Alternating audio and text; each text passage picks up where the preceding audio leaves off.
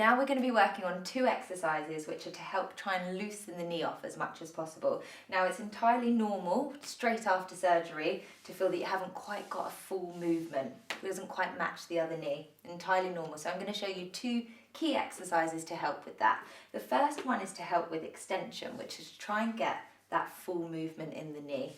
What you're going to do is either get a rolled up towel or one of these squishy balls, and you're going to place it underneath the ankle. Now you may need to help the leg with the hands, absolutely fine, to lift up onto the rolled up towel. Now this is a gravity assisted exercise, so it's going to start off a little bit bent, perfectly normal.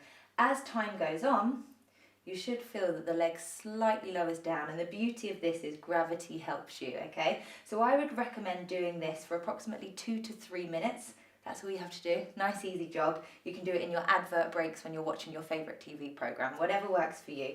2 minutes of just simply holding, and it's really interesting to watch how much further you get with it. Once you've done that one, slightly harder, we're going to be working into flexion, which is to try and bend the knee as much as possible. Now it's often quite interesting to watch how far your good knee can get, and you're trying to match that.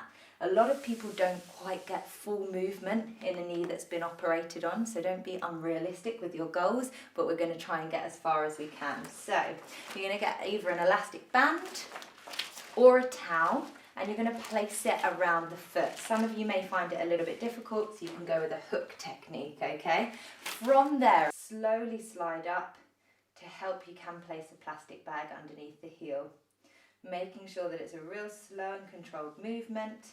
When you feel that pull, try and go a little bit further each time. Hold for 10 seconds and slowly ease back off again. And that's your flexion.